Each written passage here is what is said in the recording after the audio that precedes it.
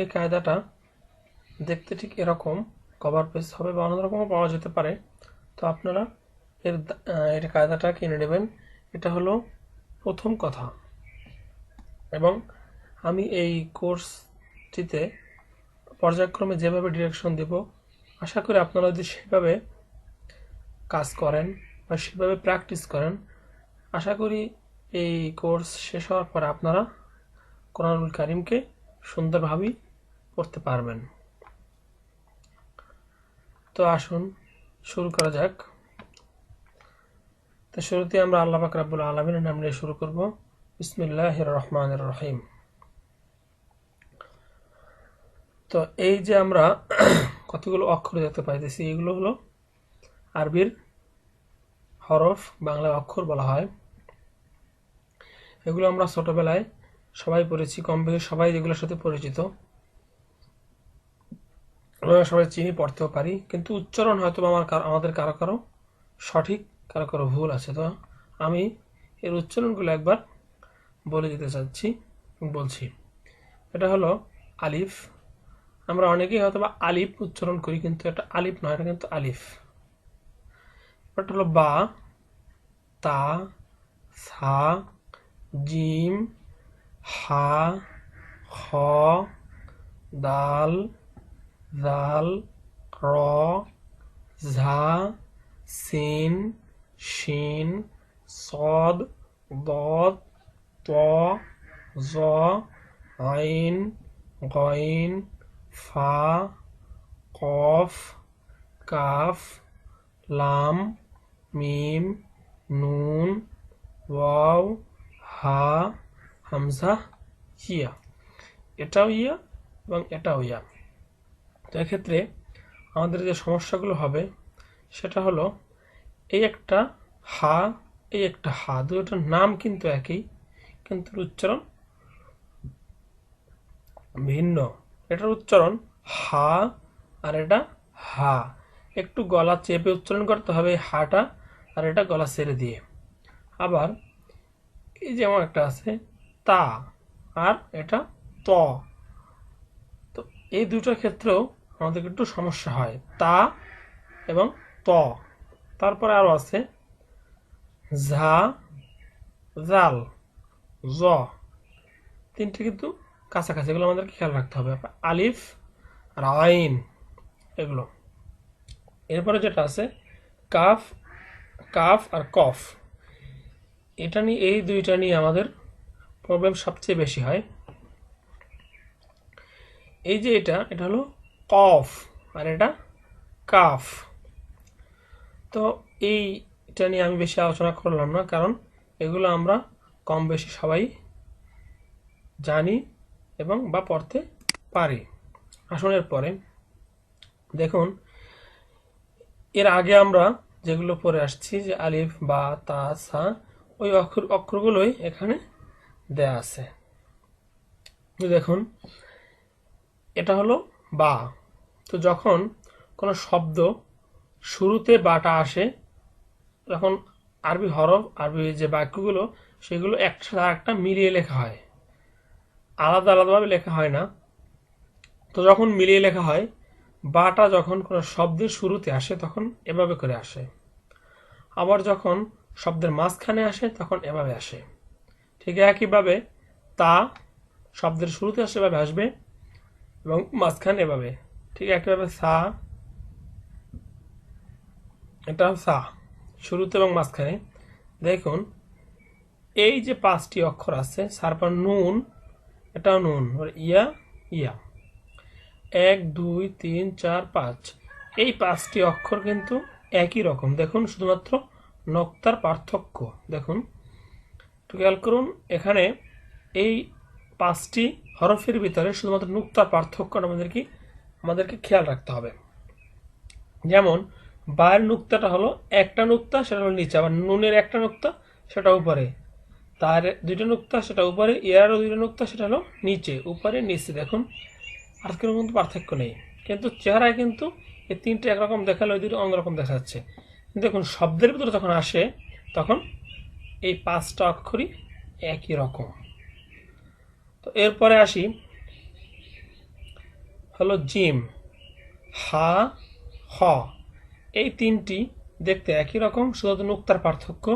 যখন একটা নুক্তা নিচে আসবে তখন সেটা হবে জিম, যখন নুক্তা থাকবে না সেটা হা, যখন নুক্তাটা উপরে থাকবে তখন সেটি হ। এরপরে আসুন সিন এবং শিন। দুইটার মধ্যে শুধু পার্থক্য তিনটা নুক্তা, একটিতে তিনটি নুক্তা আছে আর একটিতে তিনটা নুক্তা নেই।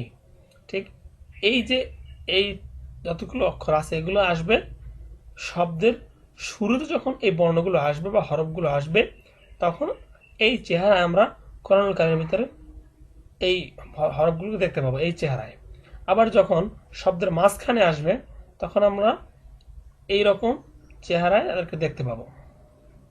এবং আমরা যদি এর আগের যে পেজটা আমরা আলোচনা করেছি ওখানের যে আরবি হরফগুলো ভালোভাবে আমরা চেহারা দেখে চিনতে পারি, তাহলে এগুলো দেখে দেখে আমরা এগুলো প্র্যাকটিস করে নিব, খুব সুন্দরভাবে এগুলো প্র্যাকটিস করব, যাতে আমরা এগুলো না দেখেই এটার চেহারা দেখে আমি বলে দিতে পারি যে এটা আসলে কোনটা কী ধরনের। আমরা যখন কায়দাটা কিনবো, কায়দা কেনার পরে তো এভাবে ল্যাপটপ বা কম্পিউটারে পড়ালেখা হবে না, তো আমি এটার মাধ্যমে শুধু আপনার ডিরেকশনটা নেবেন আর পড়াশোনা করবেন। একটা কায়দা কিনবেন, ওখান ওই কায়দাটা দিয়ে পড়াশোনা করবেন। তো যখন দেখবেন আপনি পারেন, তখন এই যে এই শাড়িটা আছে এখানে একটা বই বা স্কেল দ্বারা চাপা দিয়ে তারপরে এগুলো মাঝখান থেকে পড়ার চেষ্টা করবেন। তো যখনই এই এখানে কয়টা অক্ষর আছে, 1 2 3 4 5 6 7 8 9 10, 10টা আছে। এই 10টা যখন কমপ্লিট হবে তখন এ পাশে আসবেন। তো একইভাবে সদ, দদ, আইন, গইন, ফা, কফ। দেখুন সদ দদ একই রকম, নুক্তার পার্থক্য। আইন গইন একই রকম, নুক্তার পার্থক্য। ঠিক একইভাবে এই পাশে যে কথাগুলো বলছি যে এটি আসবে শব্দের শুরুতে, যদি আসে এই হরফগুলো তখন এরকম চেহারায় আসবে, যদি মাঝখানে আসে তখন এভাবে আসবে কফ, এবং এটি হলো ফা, কফ ফা। দেখতে একই রকম, নুক্তার পার্থক্য। কাফ, লাম, মিম, হা। হা যখন শব্দের শুরুতে আসবে তখন এরকম আসবে, আর যখন শব্দের মাঝখানে আসবে তখন সেটা এরকম, এটা আসবে শব্দের মাঝখানে, আর এরকম যদি হা কখনো আসে সেটা আসবে শব্দের শেষে।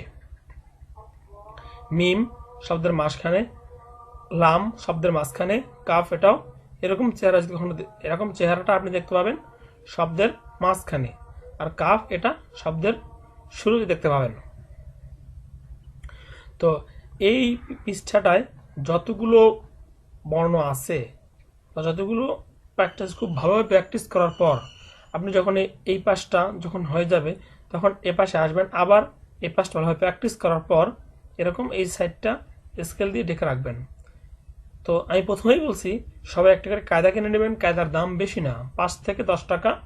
তো স্কেল দিয়ে ঢাকার পরে আপনারা এইগুলো পড়ার বা দেখবেন মাঝখান থেকে আমি এই চেহারা দেখে বলতে পারি কিনা।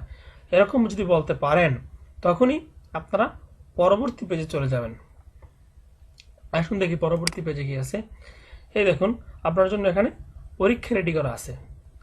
তো ওই পেজগুলো যখনই আপনার শেষ হবে, ভালোভাবে আপনি মনে করবেন যে আমার খুব ভালোভাবে আমি প্র্যাকটিস করেছি, তখন এই পেজে আসবেন। দেখুন এখানে কিন্তু এরকমভাবে দেয়া আছে। এখানে এগুলো যদি আপনি ভালোভাবে পড়তে পারেন তখন নিচে আসবেন। দেখুন এখানে প্রথমে দেওয়া আছে এটা বা, জিম, ফা, সদ, মিম, হা, গইন, বা, লাম, আইন, শিন, কাফ, এটাও কিন্তু কাফ, কফ, সিন, হা, তা, মিম, দদ, খ, হা, ইয়া, সা, হা। এটা হলো হা, এটাও হা। আবার এই দেখুন একটি হামজা, ছোটখাটো হামজা লেখা আছে। যখন এরকম একটা উপরে কোনো কিছুর উপরে হামজা লেখা থাকবে তখন হামজাটাই প্রধান পাবে, তখন এই হামজাটাই উচ্চারণ করতে হবে, এটা হামজা। তারপর গইন, ফা, নুন, আইন। তো আগের এক একটা পেজ কমপ্লিট করার পরেই আপনারা অন্য আরেকটি পেজে আসবেন, একটা কমপ্লিট না করেই পরের পেজে আসবেন না। এটা আপনাদের কাছে আমার অনুরোধ থাকবে। তো দেখুন, আগের দুইটা পেজ এবং এই অংশটুকু কমপ্লিট হওয়ার পরে আপনারা পরবর্তী অংশে আসবেন। দেখুন এখানে কিন্তু দুইটা হরফ একসাথে আছে। যেমন এই দেখুন, এই যে অংশটুকু আমরা যদি এখান থেকে অংশটুকু বাদ দেই, এই অংশটুকু বাদ দেই, এই থেকে এই অংশটুকু বাদ দেই এবং এই অংশটুকু ধরি, তখন দেখুন এই যে বা আছে এর সাথে কিন্তু মিলে যাচ্ছে, এই বা সাথে আলিফ। তো এটা কি পড়তে হবে? বা আলিফ। ঠিক একইভাবে দেখুন এই যে অক্ষর, এই অক্ষরটা এখান থেকে আমরা যদি কাটি তাহলে দেখুন এটা কিন্তু একই রকম দেখা যাচ্ছে। তাহলে এটা কি হবে? হা বা। তারপরে আবার এই যে দেখুন এখান থেকে এই যে উপরে এটাকে যদি আমরা এইটা দেখি তাহলে এইটা যদি আমরা বাদ দিই তাহলে এখানে কি আসে? হা জিম। উপরে এই যে একটু নিচেরটা কিন্তু জিম আর উপরে একটু হা। একইভাবে দেখুন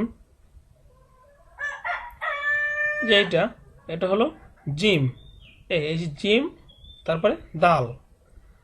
এই যে এখানে আমরা আগের পৃষ্ঠা দেখে আসছি, এটা হলো মিম। তো